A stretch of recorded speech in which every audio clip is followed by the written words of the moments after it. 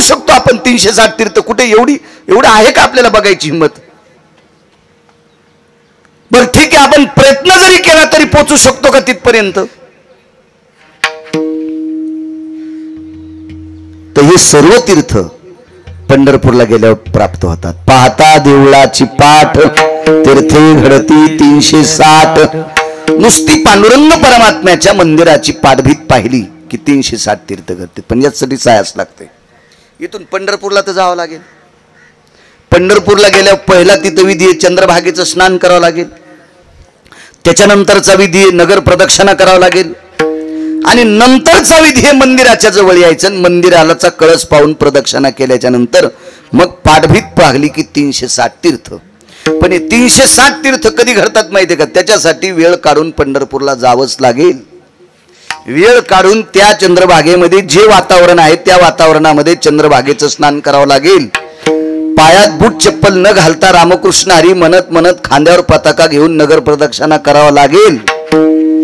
मग मंदिराच्या जवळ आल्यावर पाठभीत पाहिल्यावर 360 तीर्थ घडतात. म्हणजे प्रयत्न करावा लागतील का नाही? 1 रुपयाचा प्रयत्न न करता 360 तीर्थ मिळतात. सकल तीर्थाची धुरी जी का जान माता पितरे. आईचं वडिलाचं दर्शन घेतलं रे घेतलं की 360 तीर्थ त्यांच्या पायावर प्राप्त होतात. इतके मोठे आई वडील आहेत, इतके मोठे. आणि त्या आपल्या वडिलांचा आदर म्हणून रामदास आणि परशुरामजी मोठ्या श्रद्धेने पुण्यस्मरण करतात. आणि आपल्या मातोश्रीचं सुदामराव मोठ्या श्रद्धेने श्राद्ध करतात. या तिन्ही सद्भक्तांना धन्यवाद. त्यांच्या कुळामध्ये काही मुली आहेत, काही नातवी आहेत, नातू आहेत. हे सगळा जो काही परिवार आहे त्यांना कोटी कोटी धन्यवाद. सज्जनांनो, आयुष्याची माळ ही तुटत असताना यम हा विचार करत नाही. कधी कधी असं होतंय, लग्न जमलंय, पत्रिका छापल्यात, आजपासून 5व्या दिवशी लग्न आहे आणि आजच नवरदेव गेला. पाहतो आपण टीव्हीवर पेपरवर केरू महाराज बातम्या. एक नवरदेव तर असा पाहला, हळदीला जाणार आहे म्हणून नावीदादाच्या दुकानात जाऊन काय करते, शेविंग, आता नवीन चेहरा धुण्याचं फेशियल काय अजय, हो ते 1000-1500 रुपये देऊन असा चेहरा चोळून साफ करण्यासाठी. म्हणजे रंग पाहिलाच राहतो तो. त्याच्यात काय बदल होणार आहे? हा, पैशावाल्यानं तो 2-2 घंटे मुटके त्याच्यात घातले असते नीट होण्यासाठी. ते कसं होईल? त्या मालकाने एकदा दिलंय ते दिलंय, त्याच्यात काय बदल नसते. हा, हे लय करणं हे पैशाचा जोर आहे. इकून चोळ तिकून चोळ, आमक कर तमक कर. ते नवरदेव त्या दादाच्या दुकानात गेला आणि त्यानं चोळून तात्पुरता गोरापान केला. वापस येताना मोटरसायकल वाहनात अडकली. छापलेल्या पत्रिका, वाटलेल्या पत्रिका सगळ्या मातीत गेल्या. यमाने विचार केला का याला 5व्या दिवशी आता याचं लग्न होणार आहे. तदेव लग्नं सुदिनं तदेव ताराबलं चंद्रबलं तदेव दैवबलं लाभस्तेषां उदस्तेषां पराजयो. त्याचं गाणं घातलेलं आहे, गणेश बाप्पांचं आवाहन केलेलं आहे, देवदेवतेंना सगळ्या गोष्टी केलेल्या आहेत. नाही आम्हाला विचार केला.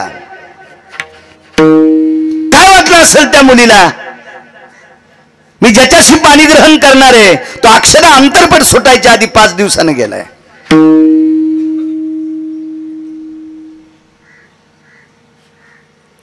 मागे भाऊबीजीच्या वेळेस एक वार्ता पाहिली.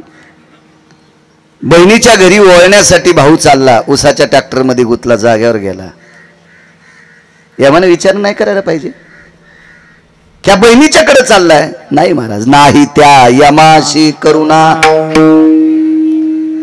यमाला विचारलं का रे तुला दयामया का नाही? ते म्हणला अरे मला ताण देऊ नका रे, मी पंढरीतल्या मालकाचा नौकर आहे, मालकानं सांगितलेलं करतोय, मी नौकर आहे दुसऱ्याचा, नौकर आहे. यमाला काही दयामय नाही. जन्मलेल्या लेकरानं काय दोष केलाय? नेमकंच झालेलं बाळ त्याला कळतंय का वाडा माझा आहे? त्याला माय पण कळत नाही माझी म्हणून, त्याला पिता सुद्धा कळत नाही माझा आहे. माझी मावशी कोण, काका कोण, काकी कोण, हे कोण बाजूचे आहेत काही कळत नाही. अपपर भाव ज्याला कळत नाही त्यानं जन्माला आल्यावर कोणाला शिवी दिली नाही, कोणाला वाईट बोललं नाही, कोणाची वस्तू घेतली नाही, तरी पण त्याला सुद्धा देव नियम घेऊन जातो. जन्मले ते बाळ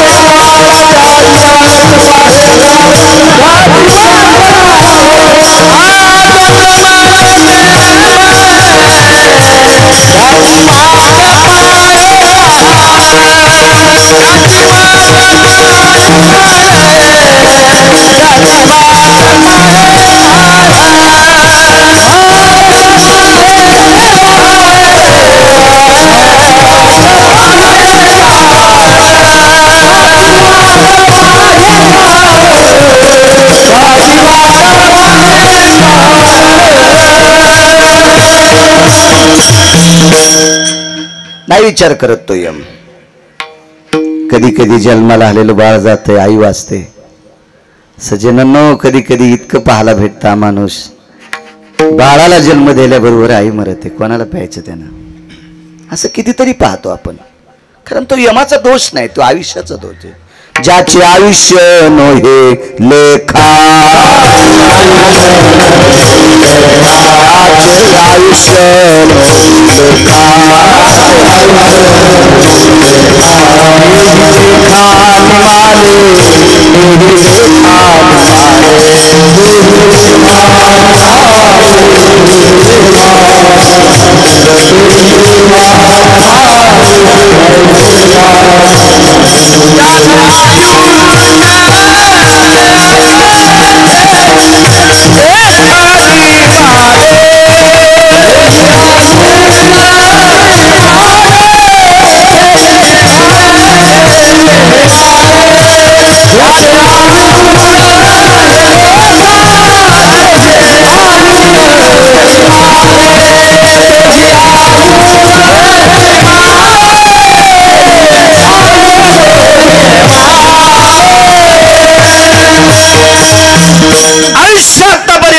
धर्माला लिहिता आलं नाही, ती सुद्धा माणसं गेले.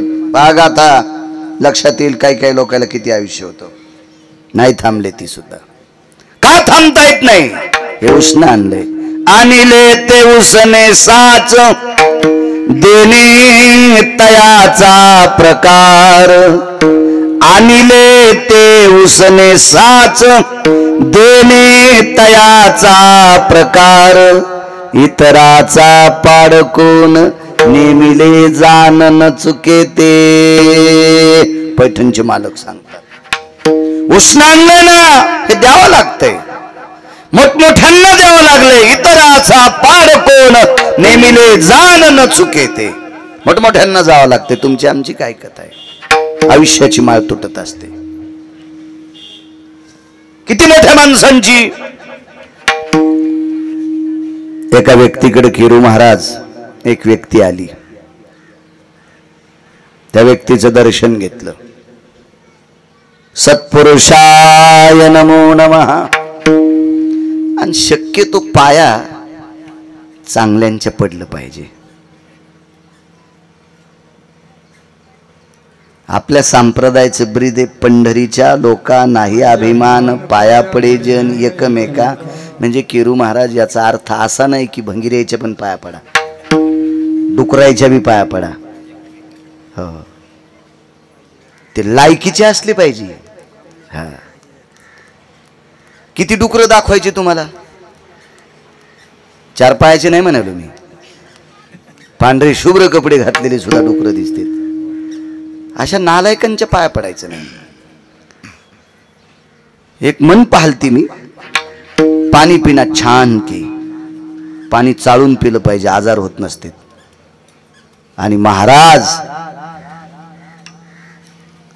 हा सात्विक शोधला पाहिजे, ज्याने एकही चूक केली नाही असं पाहिजे, ज्याचं आचरण शुद्ध असलं पाहिजे. अशा लोकांच्या पाया पडा. मग एकही अभंग पाठ नसलं तरी चालेल, पण आचरण गोड असलं पाहिजे. आचरण आचरण भ्रष्ट लोकांच्या पाया पडल्याच्या नंतर त्यांच्या पायातलं पाप तुम्हाला जाळू शकते, तुम्हाला जाळू शकते. पिढ्यानं पिढ्या मातीत जाऊ शकतात, पिढ्यानं पिढ्या. कोणाच्या नाही पाया पडायचं. अशा अधिकारी व्यक्तीच्या पाया पडलं का दर्शनाची या प्रशस्ती पुण्यपुरुष आळंदीतल्या मालकांनी सांग. पवित्र व्यक्तीचं दर्शन घेतलं. प्रणाम. एकदा नाही, दोनदा नाही, 5-50 पाऱ्या. हे काय काम आहे रे, एवढ्या बऱ्या पाया पडलास? हा, ते महाराजच होते. तुम्ही एखाद्या महाराजाला प्रसन्न करताल, दरवेळेस पाया पडला की 100 दी, 200 दी, 500 दी, 300 दी. ते कोरक पाय लांबूनच बसन पडत राहा. त्याला काय लाज थोडीची, गतुडं वाले ना त्याचं.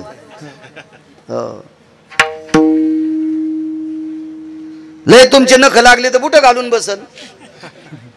तुमच्यातले 2% असे बी नाकलीत, बुट घातल्या बी पाया पडतात पांचेत. महाराज परमार्थाला कलंक. संप्रदायातल्या चुकीचं वागणाऱ्यांनी आणत असतील हे सोडून द्या, पण तुमच्यात पण 2% इतके भडवे येतं की चुकीचं वागणाऱ्यांना तुम्ही डोक्यावर घेता. विठाला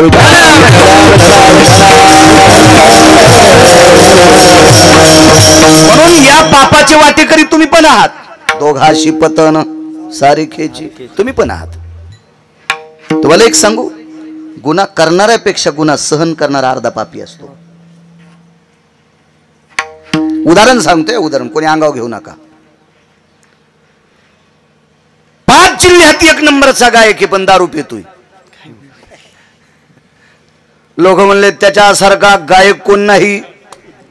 आपला सप्ताह त्याच्याशिवाय रंगतच नाही. तू आज सप्ताह झालाच नाही. सप्त्या तेव्हा आणल्याच्या नंतर सप्ताह कसा होईल तू? या संप्रदायात नाटक नाही चालत. येथे नाही खोटा चालत परिहार. इथे आगाऊपणा चालणार नाही. कारण इथल्या या संप्रदायाचा जो बॉस आहे का, मालक आहे का, जो धनी आहे का, तो फार डोळस आहे. डोळस म्हणण्यापेक्षा तुम्ही कुठेही करा, तो त्या जाग्यावर उभाचे. विठ्ठल जळी स्थळी रीता ठाव नाही उरला, आज म्या दृष्टीने पाहिला. जळी स्थळी काष्टी पाशानी सर्वत्र व्यापलाय. आणि इतकं व्यापूनही त्यानं प्रत्येकाच्या सोबत 2 माणसं ठेवले. चित्रायत गुप्तेषु गुप्तेषु भय चित्रानाम लिखितम स पापायाम वर्णी पुण्यायम कालास्ततेवच नैवम गिरगावकर लिखितम नैवम गांजा कसम लिखितम. हे नालायकांनी लिहिले का? सोबत ठेवले त्यांनी माणसं. म्हणून या संप्रदायात कसुराही चूक चालत नाही. चांगल्याचं दर्शन घेत जा.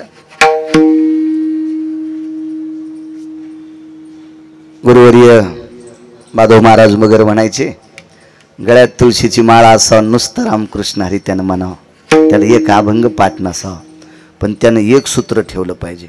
जिच्याशी लग्न केले ती सोडून देऊन जगातल्या प्रत्येक स्त्रीला, सोडून द्यायची म्हणजे काढून नाही म्हणालो. हो, जिच्याशी लग्न केले ती एकटी जर सोडून दिली तर जगाच्या प्रत्येक स्त्रीला माय आणि बहीण म्हणायचं. तो भारतातला 1 नंबरचा महाराज.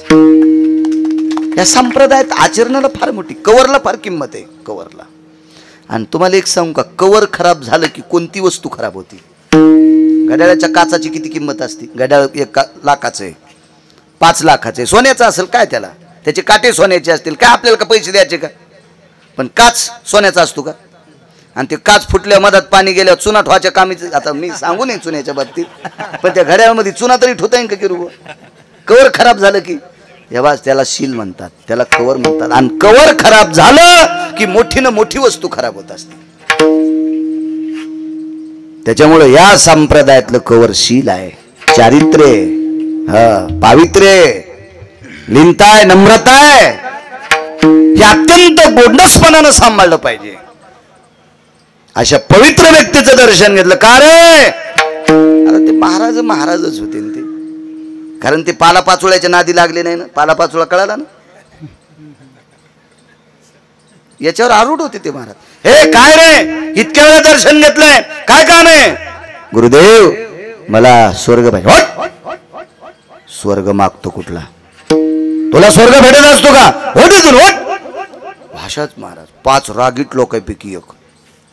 पुराणाच्या भाषेमध्ये त्यांना शीघ्र कोपी म्हणतात.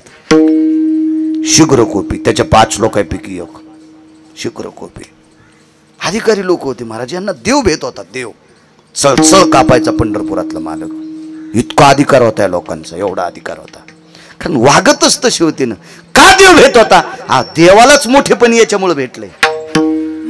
कुळीची हे कुळदेवी केली ठावी संतानी, आमुचिया भावे तुझ देवपण हे का विसरून राहिलासी. या लोकांमुळे देवाला देवपण, याच्याकरता देव चळचळ कापायचा महाराज. बरं जाऊ द्या त्यांचं. गिरगावचा बाळू 3 जिल्हे ओलांडून जर इथं जेवायला येत असेल तर कृपा कोणाची? ज्ञानोबा आहे तुकोबरायचीच नाही. ज्ञानोबा आहे तुकोबराय सोडून द्यायला याला कांदे काढायला तरी बलिंग का कोणी? कांद्याचं टोपलं उचली त्यानं घाम सुटून चौकून कशाला बली ते लोक तुला बाळ्या.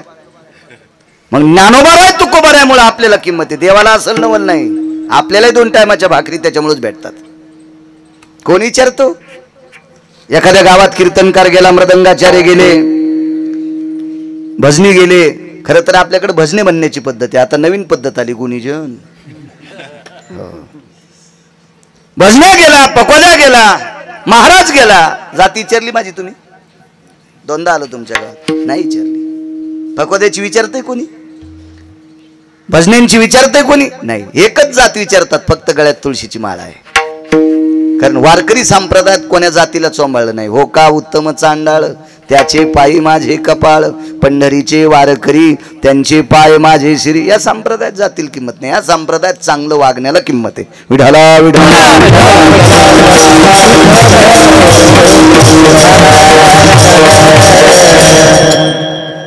मला स्वर्ग पाहिजे. तुटला आयुष्याचा दोरा सांगतोय. चलो बाहेर म्हणे. काल परवा आला म्हणे स्वर्ग पाहिजे. पारास ते इतकं आग्रही होतं, एवढं हट्टी होतं, म्हणण्यापेक्षा इतकं प्रयत्नवादी होतं. त्यानं 6 महिने दर्शन घेतलं. 6 महिने. महाराज साधूचं मन पाकळणार का नाही? आणि साधूचं अंतकरणी लोण्यासारखं असते. विस्तवाच्या जवळ नेलं की लोणी वितळतंय, आणि प्रेमानं श्रद्धेनं साधूचं अंतकरण आणि देवाचं अंतकरण वितळत असते. साधूकडे भाव पाहिजे, देवाकडे भाव पाहिजे, श्रद्धा पाहिजे. श्रद्धेनं देव वितळता येतो आणि श्रद्धेनं साधू वितळता येतो. हे पैशाने वितळणारी वस्तू नाही. देव आणि संत हे पैशाने प्राप्त होणारे साधन नाही. हे नाही, हे फक्त श्रद्धेनं प्राप्त होते. 6 महिने दर्शन घेतलं. काही काम असेल, महाराजांचा पूजेचा टाइम होता, तितक्या वेळात जाऊन पाय धरले. राग आला. मूर्खा, तुला स्वर्ग पाहिजे? 6 महिन्यापासून बेजार करतो. धरला कमराला, फिट्ट धरला असा कमराला, आणि संदेशिवारी फेकला. चल मर स्वर्गात म्हणे. इतक्या वेगात वरी गेलं, इतक्या वेगात गुरुजी, पण स्वर्गाच्या शेवटच्या पायरीपर्यंत गेलं किरो महाराज. शेवटची पायरी माहिती स्वर्गाची कोणती आहे? स्वर्गात जाण्यासाठी शेवटची पायरी यमाच्या डोक्यावर पाय ठेवून जावं लागते. यम धर्माच्या, यमाच्या नाही, यम धर्माच्या. हो, आणि यम धर्माच्या डोक्यावर पाय द्यायची ताकद फक्त भजनात आहे. ती ज्ञानोबा आहे तुकोबा आहे. ते जगा काळ काय आम्ही माथा दिला पाय. महाराज काय ताकद! या हरिभजनानं विश्व ढवळून काढलंय. त्यांची ताकद आहे. त्यांची हरिभजने ढवळीले जग, त्यांच्यात ही ताकद आहे. चुकविला लाग तरी काळाचा. काळाच्या डोक्यावर पाय ती लोक ठेवू शकतात. महाराज चिमुकल्या वयात एका व्यक्तीनं भजन केलं. चिमुकल्या वयात बाबांच्या मांडीवर बसलं. बाबा जरा बायकोच्या बगलातले होते. ते पोराचे बाबा, आजोबा, वडील, आजोबा चुकून बोललो, वडील जरा बायकोने मुठीत दाबलेले होते.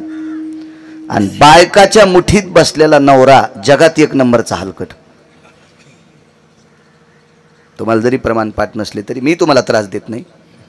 बायकोच्या अधीन असलेल्या व्यक्तीला दोही लोकी पतन आहे. इथं पतन आणि वरही पतन. हो,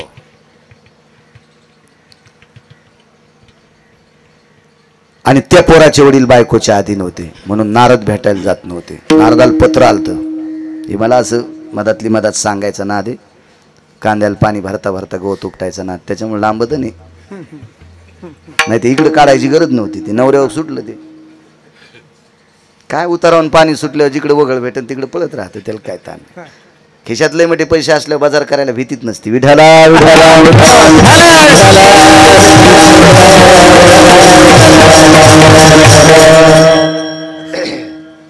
महाराज आमच्याकडे 5 वेळेसचे पत्र फेकून दिले. शेवटी पत्र लिहिता लिहिता डोळ्यातलं पाणी पडलं आणि ते अक्षर मोडत होती. ते मोडक्या अक्षराचं पत्र आलं. नारदाच्या लक्षात आलं आता सीमा झाली, आपल्याला जावं लागते. देवर्षी नारद म्हणजे भजनातलं 2 नंबरचं व्यक्तिमत्व, भजनातलं 1 नंबरचं व्यक्तिमत्व भगवान शिवशंकर, भजनातलं 2 नंबरचं व्यक्तिमत्व नारद, भजनातलं 3 नंबरचं व्यक्तिमत्व तुंबर. हे भजनातली मुख्य लोक आहेत, पण 1 नंबरचे भगवान शिवशंकर. भजनी परंपरा तिथून आली. वारकरी संप्रदायाची स्थापना शंकरांनी केली. एका जनार्दनी वैष्णव शिरोमणी महादेव. आणि ते देवर्षी नारद त्या मुलाच्या वडिलाकडे गेले. त्या मुलाचं नाव आहे ध्रुव आणि बाबांचं नाव आहे उत्तानपाद. बायकोच्या अधीन असलेला व्यक्ती. लोटांगण घातलं. देवर्षी आमच्याकडे येण्यासाठी इतका विलंब लावला. देवर्षी नारद सांगतात, राजन, बाहिलेच्या अधीन असणाऱ्या माणसाकडे साधूने मनाने जाणे किंवा आमंत्रित केल्या जाणे साधूच्या तपाचा क्षय होत असतो.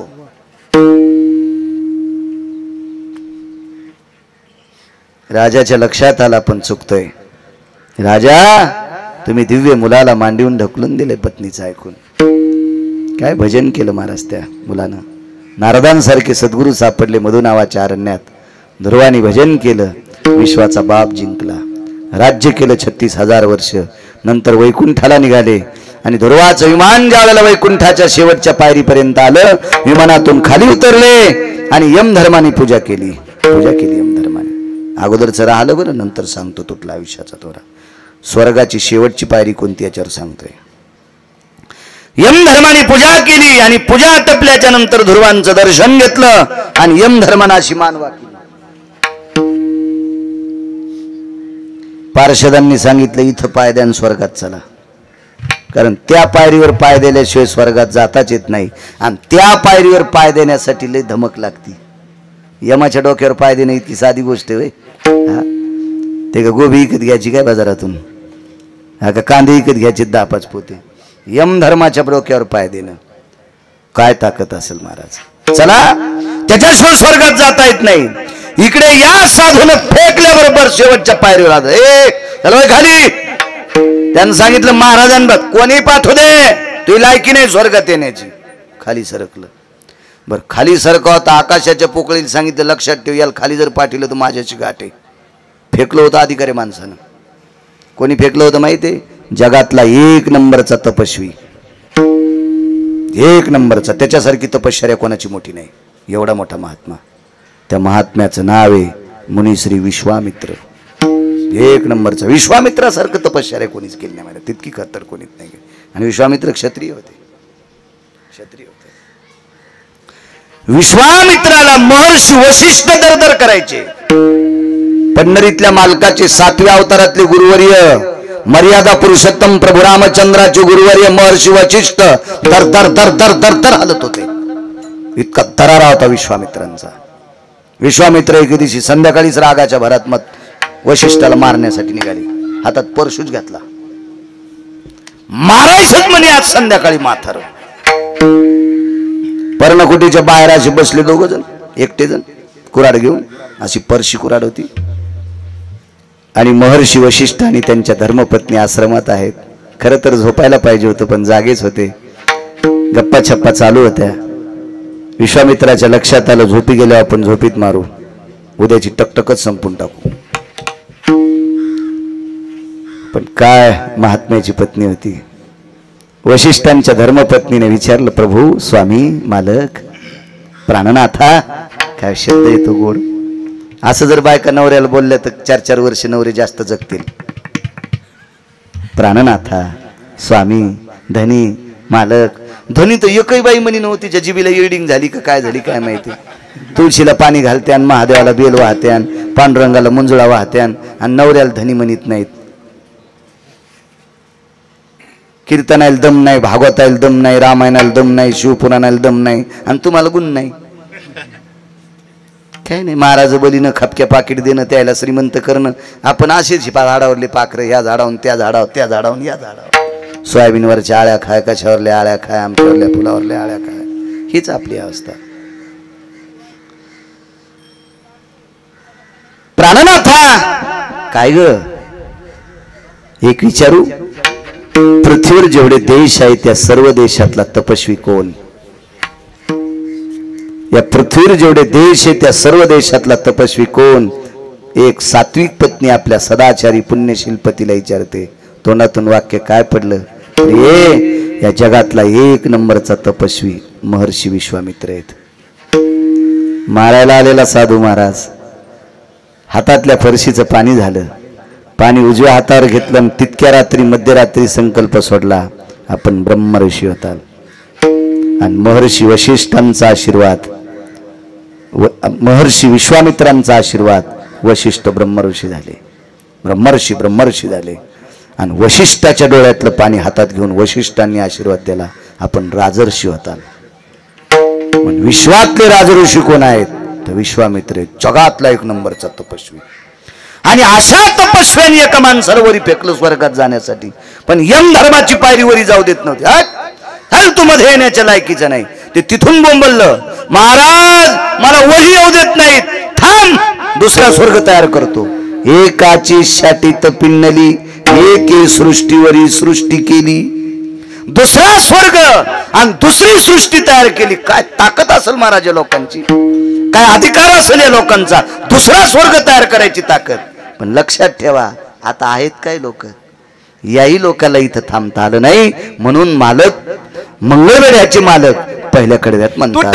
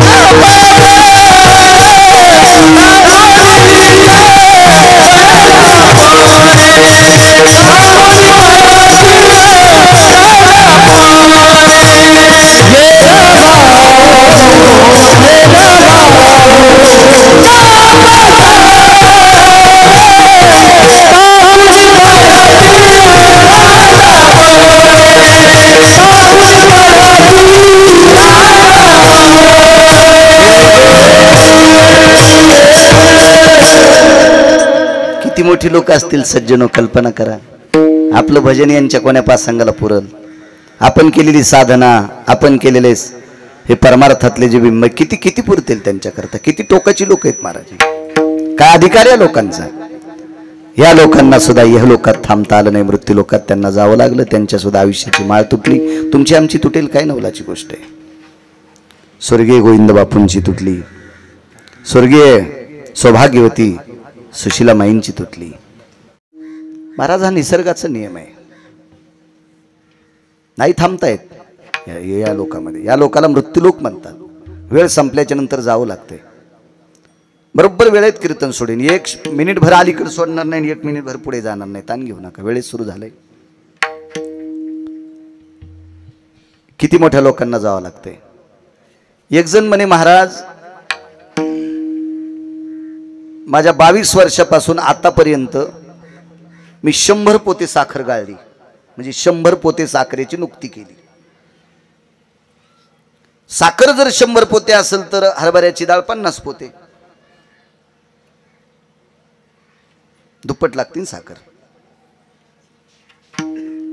मग त्याच्यासाठी गहू किती असतील, भाज्या किती असतील, तेल किती असेल, तूप किती असेल, किती खर्च केला त्यानं. एवढं मोठं अन्नदान केलं मी, तरी माझे वडील गेले. म्हणलं जाणारच आहे, त्याबद्दल काही विषय नाही, जावं लागेल तुला, तुझ्या बाबाला जावं लागेल, तुला पण जावं लागेल, नाही थांबता येत. एक पुरावा आहे का, काल परवा एका महान संतांची पुण्यतिथी झाली, ज्यांचा अभंग घेतलाय त्यांचीच पुण्यतिथी, मंगळवेढ्याचे मालक. काल त्यांच्या दरबारातच रात्रीचं कीर्तन होतं मेहुणा राजाला, ज्याला पुराणातलं नाव आहे मेहुणपूर. या मेहुणा राजाला चोखोबाराय 6 वेळेस गेलते, बुलढाणा जिल्ह्यात सोलापूरहून मंगळवेढ्याहून 6 वेळेस. मेहुणपूर नाव आहे त्या ठिकाणाचं, जुनं नाव. तिथे चोखोबारायच्या बहीण देल त्या निर्मळा नावाच्या. हो, ते कीर्तन करून घरी गेलो. मग ह्या आता नवीन झालेल्या चांगल्या रोडून येता आलं लवकर पहाटे. त्या महात्म्याची पुण्यतिथी काल परवा झाली. 100 पोतेवाल्यांनी काय डोकं लावायचं एक पुराण सांगतो तुम्हाला, ऐका. आपण फार काही जीव घातलं तर मरक्या लोकांना जीव घालू, आमर लोकांना जीव घालायची आपल्यात ताकद आहे का? ते आपलं खातेत का? आमर कशाला बसन आपल्या चपात्या खाला आणि भाकरी खाला, कशाला आपला भात आणि वरण खायला आमर? पण आमर लोकांना जीव घालायचं काम एका व्यक्तीने केलं, त्या व्यक्तीचं नाव श्रीमंत श्री चोखोबाराय. अधिकार किती मोठा असेल महाराज. आमर लोकांचं खाद्य बाजरीच्या भाकरी, ज्वारीच्या भाकरी, तांदळाच्या भाकरी, गव्हाच्या भाकरी ह्या नाही. आमर लोकांचं खाद्य अमृत. अमृत आहे. किरोबा महाराज अमृत खराब झालं.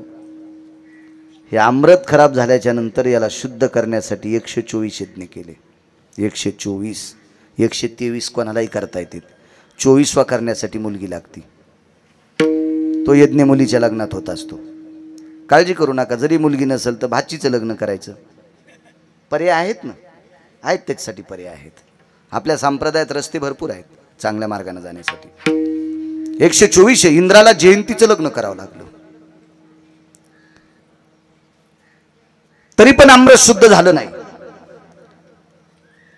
शेवटी इंद्राला 2 लोकांकडनं सहाय्य मिळालं. त्याच्यापैकी एक भजने होते, नारद होते आणि अजून एक साधू होते. त्या साधूचं नाव घरी गेल्यावर पा सगळ्या गोळ्या एकट्या घेतल्यावर रिॲक्शन येत असते. एकट्या घेतल्या नाही पाहिजे, घाम येत असतो, त्याच्यामुळे ही गोळी नंतर पहा.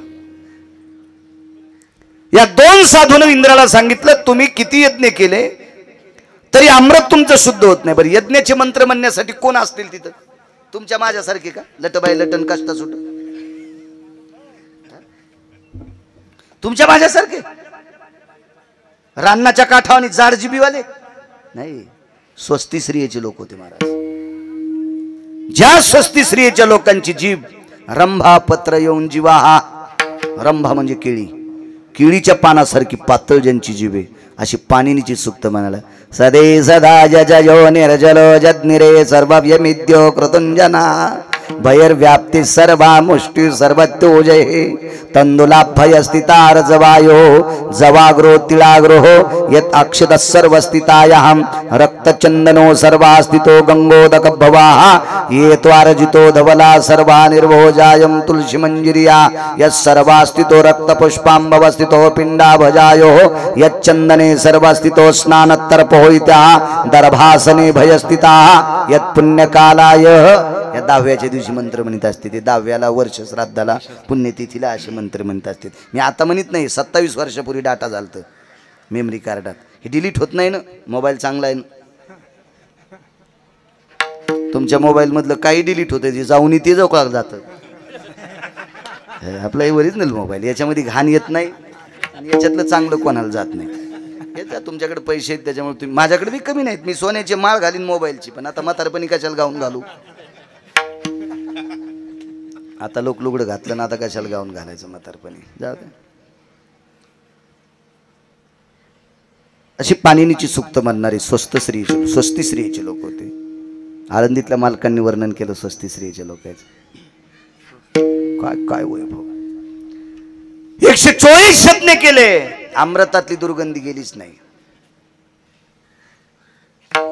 बेजार आहेत अमर लोक, स्वर्गातले अमर आहेत. ते पुण्य संपल्याशिवाय खाली येता येत नाही त्यांना.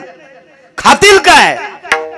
राजाला चावून खाचीळ आली. राजा राजा राजा अमृत बेजारे इंद्र घामाघूम झाला.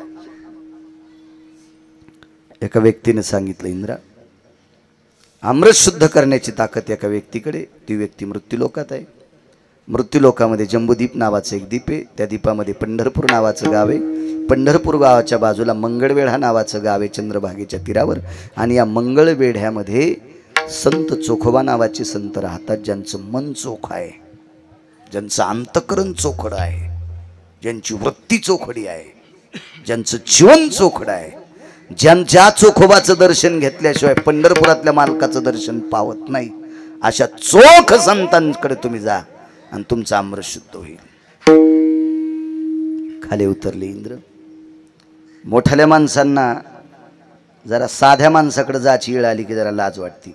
मोठाले माणसं फक्त उभं राहिल्यावर कोणाकडे जाते, मग त्याला गरीब कळत नाही, श्रीमंत कळत नाही, काय नाही. उभं राहिल्यावर त्याला उभं राहायची गरज नाही ना. त्याच्या गाडीला 222 दिवे होते. ते का एक मंत्री आहे का तो? 222 दिवे एकट्याच्या गाडीला. 33 कोटी देवतेंचा राजा. काय रगीला असेल तो काचा खाली करतो का गाडीचे निवडून आल्या? काय राजा असेल तो? आणि ते म्हणला झोपड्यातल्या महाराजाकडे जाऊ.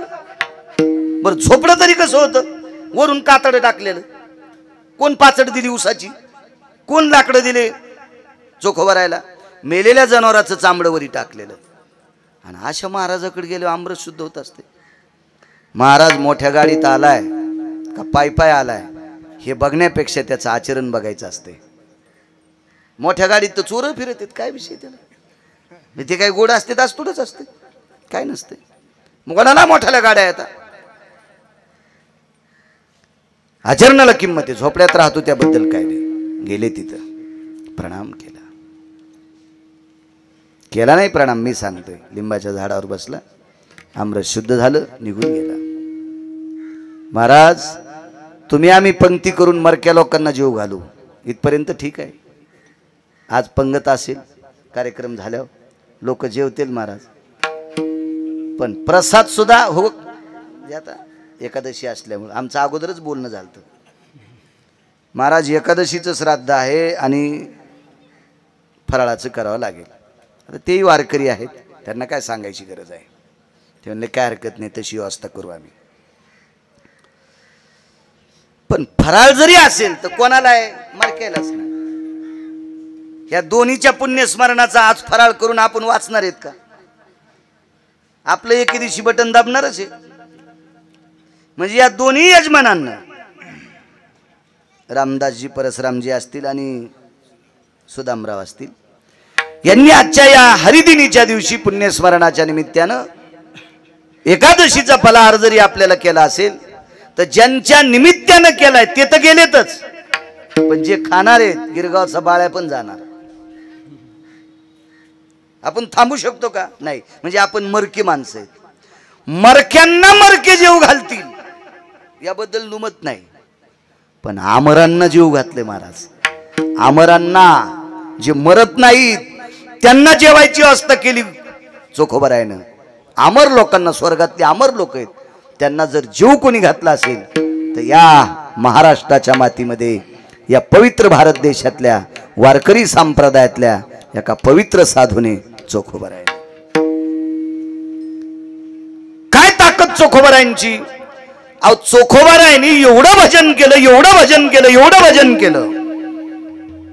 चोखोबाराय गेल्याच्या नंतर त्यांचं पार्थिव लाकडात समर्पित केल्याच्या नंतर अग्नीत समर्पित केलं. भडाग्नी नावाचा अग्नी म्हणतात. या अग्नीत समर्पित केलं आणि आस्ती संचय करत असताना आस्ती विठ्ठल विठ्ठल म्हणत होत्या. जर नामदेवराय नसते ना किरोबा महाराज तर चोखोबारायच्या आस्ती विठ्ठल म्हणते ते कळालं नसतं. नामदेवरायची कृपा आहे.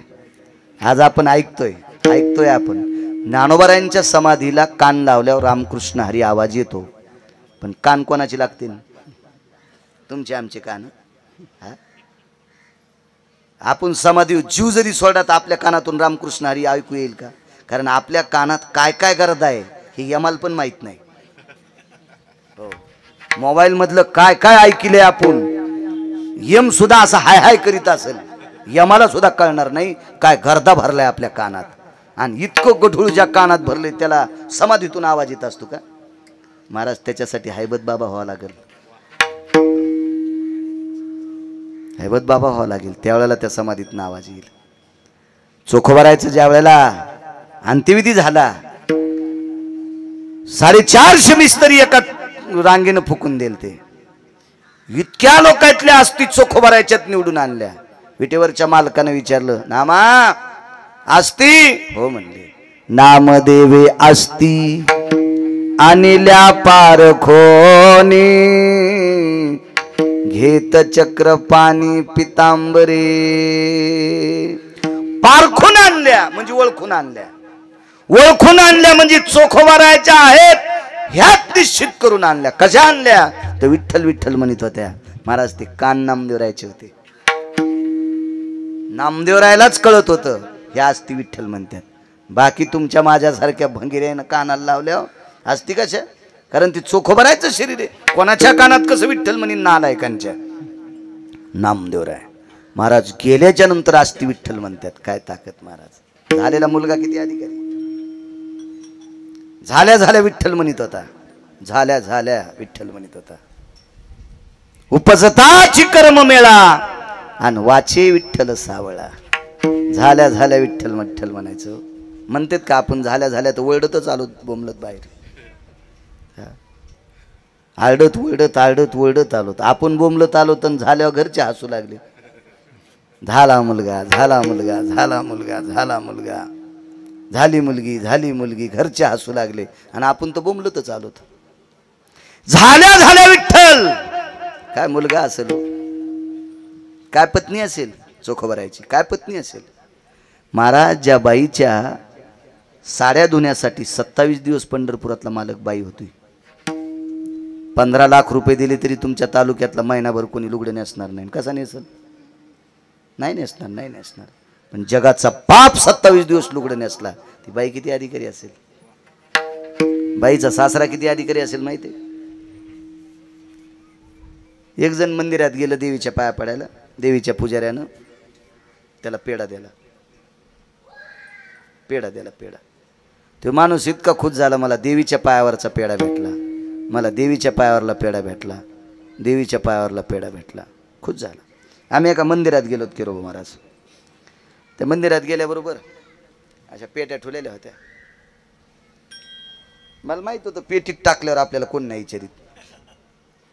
मी देवा पुढच्या ताटात 500ची नोट टाकली. मला 5-6 पेढे आले.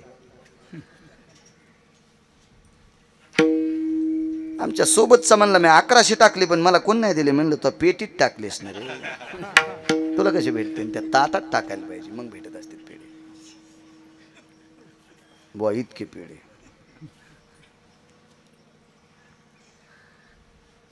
देवाच्या सानिध्यातले पेढे.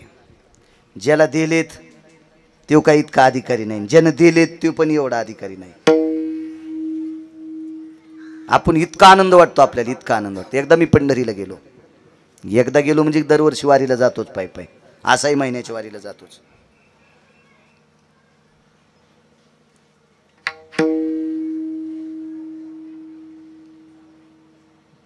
मालकाचं दर्शन घेतल्याबरोबर मालकाच्या बाजूला वारकरी होते. 2 गळ्यात तुळशीच्या माळा, शर्ट काढलेलं, धोत्र घातलेलं असं वारकरी होता देवाच्या बाजूला उभा. त्याच्या लक्षात आलं गिरगावचा बाळू आला बाबा. पांडुरंगाच्या गळ्यात घातलेली तुळशीच्या मंजुळाची माळ. आता देवाला किती तुळशीच्या मंजुळाच्या दिवसभर माळा असतात. एक पांडुरंगाच्या गळ्यातली तुळशीच्या मंजुळाची माळ काढीन मला दिली. गळ्यात टाकू लागली. मी गळ्यात नाही घेतली, देवाच्या गळ्यातली आपण कशाला गळ्यात घ्यायची, हातात घेतली. महाराज ती माळ तशीच पिशवीत टाकून घरी नेली. घरामध्ये सावलीमध्ये दोर बांधला आणि त्याच्यावरती माळ सुकवली. आणि पुढची एकादशी येईपर्यंत, दशमीपर्यंत त्या माळीतल्या सर्व मंजुळा खाऊन टाकल्या. एकही नाही वाया जाऊ दिली. आवड कशाची माहिती आहे? देवातल्या गळ्याचा मंजुळाचा हार आहे. तो किती पवित्र हार असेल. त्या सगळ्या मंजुळा वाळून, त्याचा कुस्करून, त्याच्या काड्या गिड्या, त्या मंजुळा, त्याचा पाला सगळं खाऊन टाकला. इतकंच भेटल ना आपल्याला, पुन्हा काय भेटल? तितकं जरी भेटलं तरी आपण नशिबवान. पण या बाईचा सासरा किती नशिबवान होता सांगू तुम्हाला. असेच आंब्याचे दिवस होते आणि एक सकाळी सकाळी देवाला आंब्याचा नैवेद्य ठेवला. धुवून धावून पुजाऱ्यानं देवाच्या पुढे पाच्चाऱ्या एका पडवीमध्ये आंबे ठेवले प्रसादाला. त्याच्यातला एक आंबा पंढरपुरातले मालक खाली वाकले, आंबा घेतला, आंबा माचला आणि अर्धा आंबा चोखला पंढरीतल्या मालकानं आणि चोखलेला आंबा तसाच पितांबराच्या घोळात ठेवला आणि पुजाऱ्याच्या हातात द्यायला सांगितलं, हा रानोबा नावाच्या वारकऱ्याला देऊन टाक.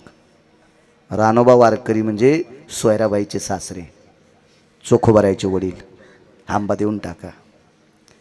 बाहेर उभे होते पायरीच्या बाहेर. तुमच्या माझ्यासारखे पापी त्यामध्ये येऊ देत नव्हते ना एवढ्या मोठ्या वारकऱ्याला. म्हणून वारकरी संप्रदायात जातीचा संबंध नाही. इथं फक्त ही जात पाहिजे, कोणती? वारकऱ्याची. बाकीच्या जातीला इथं कोणी चोंबाळलं नाही. ते तुया घरी चलू दे. इथं फक्त वारकरी असला पाहिजे. बघ काही संबंध नाही. अहो सज्जन नावाचा खाटीक मुसलमान होता. कबीर मोमिन लतीफा मुसलमान शेना नावी जान विष्णुदास. आपल्याकडे चांगलं वागणाऱ्याला किंमत आहे. उत्तम कुळी जन्मन क्रियामंगळ. स्वतःला म्हणून तुम्ही उत्तम कुळात जन्मलो आणि क्रियामंगळ करायला अख्खं कुळ मातीत घातलं असतो. सोंबळ्या बुडविले कुळ उभय आता.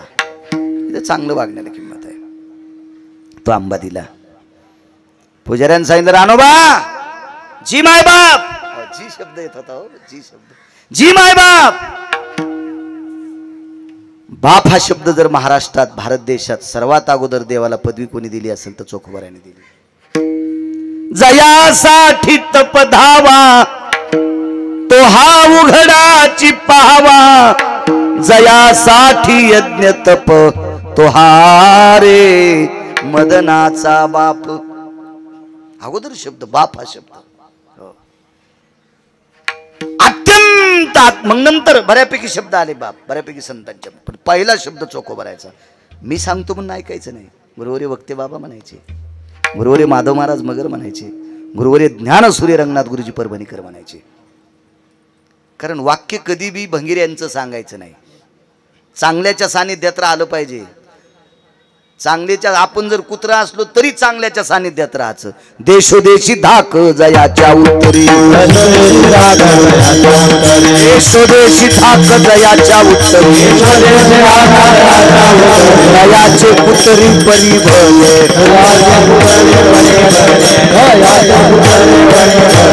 देशोदेशी धाक जयाच्या उत्तरे. तयाचे कुतरी परी भले. महाराज ज्याचा थाक आहे, वजन आहे, दरदर आहे, त्याचं कुत्र झालेलं परवडते. निच्याच्या घरी वाच. निच्याचे चाकर चुकली या खाती मार. चुकली या खाती मार ते गा निच्याचे चाकर. हलकटाच्या सानिध्यात गेल्यावर खपके खावं लागते. चांगल्याच्या सानिध्यात जावा. महाराज तो आंबा दिला. ए रानोबा जी माय बाप. जी जी काय भाषा होती महाराज. ज्वार माय बाप ज्वार मी काया पुरीचा. ज्वार माय बाप ज्वार मी काया पुरीचा. काय लिंता असलो महाराज. एवढी नम्रता होती म्हणून आस्ती विठ्ठल विठ्ठल म्हणत होत्या. हाडातून वृत्ती नामी झाली. हाडपण राम राम म्हणत होते, हाडपण रामकृष्ण हरी म्हणत होते, हाडपण विठ्ठल म्हणत होते. महाराज प्रत्येक जीवाशी नम्रतेने वागले. ज्वार माय बाप ज्वार मी काया पुरीचा. ज्वार माय बाप ज्वार मी काया पुरीचा. हयात माय बाप हयात मी काया पुरीचा. हयात माय बाप हयात मी काया पुरीचा. बापाला करायचं नाही पोट्ट. ज्या बापाने याच्यासाठी याच्या त्याच्या मुंढ्या पिरगाळून संपत्ती कमविली ते हरामखोर सुद्धा बापाला हयात घालायचं नाही, बापाला जोहार घालायचं नाही. इतकी हलकट अवलादी. महाराज ज्याला कवडीची अक्कल नाही ते जरी दिसला. जोहार माय बाप जोहार मी काया पुरीचा. जोहार माय बाप जोहार मी काया पुरीचा. हयात जी माय बाप. हयात जी माय बाप. हयात जी माय बाप. हयात जी माय बाप. सामान्य ताकद आहे महाराज. देवाना आंबा द्यावा आणि त्या कुळातल्या लोकांनी सामान्यांना हयात घालावी. ती चोखोबाराय होती. रानोबा महार आंबा दिला. ए राणोबा जी, आंबा मालकाने दिलाय. महाराज त्या आंब्याला मालकाचे ओठ लागले होते, मालकाचे दात लागले होते, मालकाची जीभ लागली होती. देवाच्या गळ्यातल्या तुळशीच्या मंजुळाचा हार भेटला, बाळा खुश झाला. महाराज देवाचं तोंड लागलेला आंबा भेटला असेल रानोबाला, किती नशिबवान असेल वारकरी. घरी गेले पळत, पत्नीला आवाज दिला, लक्ष्मी जी धनी जी धनी जी धनी. काय वाणी, हे लक्ष्मी, मालकान प्रसाद दिलाय. वटी पदर पुढं केला, डोकं झाकायचा पदर वेगळा आणि वटी पदर असतो स्त्रीला, त्या पदरात आंबा घेतला. मालकाचा प्रसाद आहे. चोखोबराय जन्माला आले पुढं, आंबा चोखून खाल्ला, चोखोबराय जन्माला. महाराज सासरा इतका अधिकारी, मालक इतके अधिकारी. मुलगा झाल्या झाल्या भजन म्हणतो, आणि त्या बाईचे पंढरपुरातल्या मालकाने 27 दिवस बाई होऊन लुगडे धुवा. ती बाई इतकी अधिकारी. थांबता आलं का याच्यातले एकाला बी? नाही थांबता आलं. महाराज हे लोक थांबता येत नाही, त्याच साधूचा अभंग आहे. पहिल्या कडव्यात म्हणतात, पहिलाच पहिलाच पहिला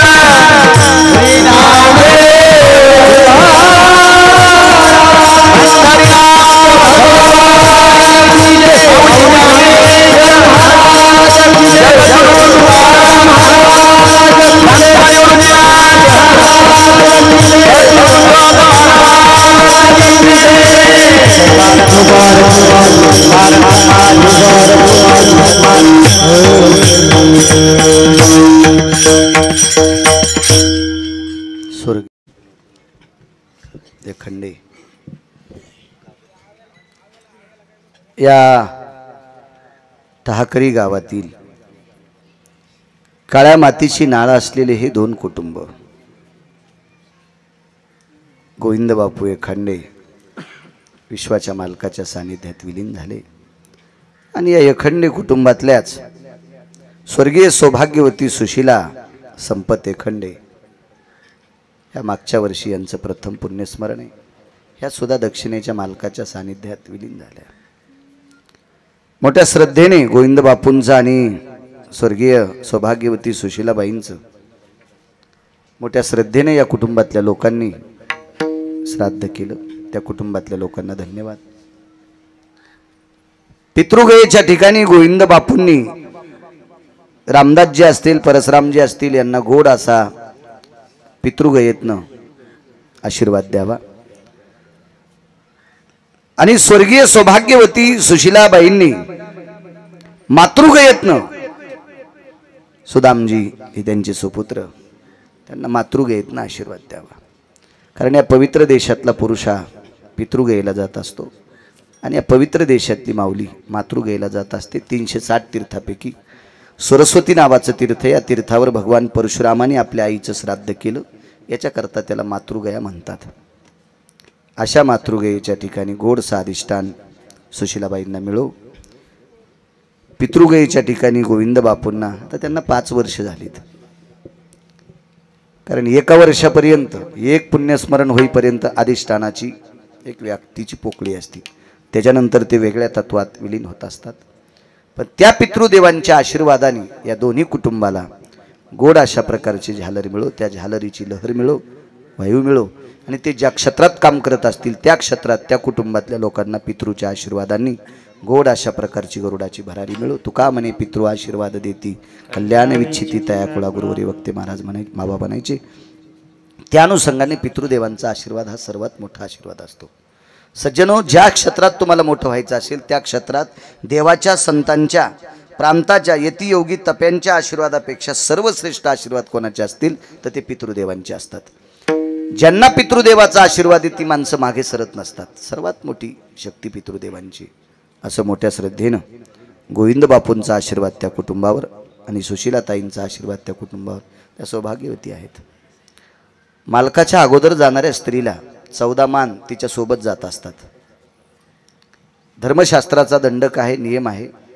ज्या घरामध्ये आहेव स्त्री मृत्यू पावली त्या घरात जर एखादं लग्न होत असेल तर त्या लग्नाच्या दिवशी दुकानामध्ये बस्ता कपडे खरेदी करीत असताना पहिलं वस्त्र त्या मानिनीचं वस्त्र म्हणून फाडत असतात. त्याला देववस्त्र म्हणत असतात. एवढा मोठा अधिकार असतो. मालकाच्या अगोदर जाणारी स्त्री, मालक कोण्या जरी तिथीला गेले तर पितृ पंधरवाड्यामध्ये महालयामध्ये नवमीच्या दिवशी सर्व पितर जेवायला येत असतात. सौभाग्यवती स्त्रीची एवढी मोठी ताकद असते. त्याला आहो नवमी म्हणत असतात. त्या नवमीच्या दिवशी सर्व पितर घरी येत असतात. ती मालकाच्या अगोदर जाणाऱ्या स्त्रीची ताकद असते.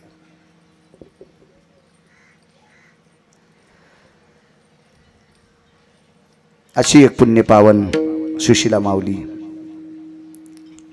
या पवित्र मातीशी, काळ्या मातीशी नाळ असलेली माऊली, या पवित्र मातीशी, काळ्या मातीशी नाळ असलेले गोविंद बापू, हे दोन्ही रत्न या मातीतून पारखे झाले. दक्षिणेच्या मालकाशी आपलेशी झाले.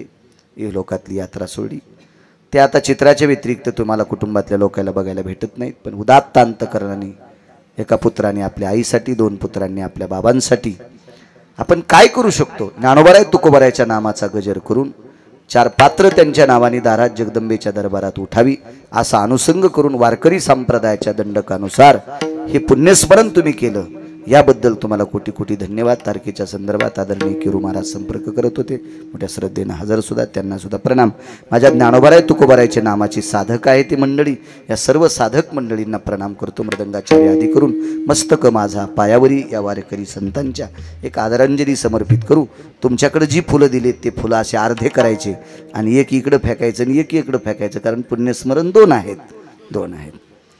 निधियाम निधिपदे सकलति सुधियनि छंद कलाभय जायन्ति यक्षति लोकं किन्नर लोकं विद्याधर लोकपालाय दिक्पालायति परमति हंसं हंस पराभय जायन्ति कैलासाधिपतय नमः सत्यं वासं पतय नमः गोलोकाधिपतय नमः हिरण्य श्राद्धो शंखति श्राद्धो हिरण्य श्राद्धो कागति श्राद्धो शंख श्राद्ध भय मुच्यन्ते शंख श्राद्ध भय मुच्यन्ते शंख श्राद्ध भय मुच्यन्ते नारायणो नागबली त्रिपिंडी भयाप्तेष्टि काल सर्प भय शांतिरूर मुच्यतं भय जायन्ते अपसव्या सव्यानाम अपसव्या यज्ञोपवितति जायन्ते किलाग्रापति जवाग्रो अक्षिदा भय समर्पिता रक्तं चन्दन समर्पयामि रक्त पुष्पं समर्पयामि अंगुष्ठाधिष्ठान भयो अंगुष्ठाधिष्ठान भयो 2 गजर होतील. नमः पार्वती पते महादेव. पार्वते पदे हर हर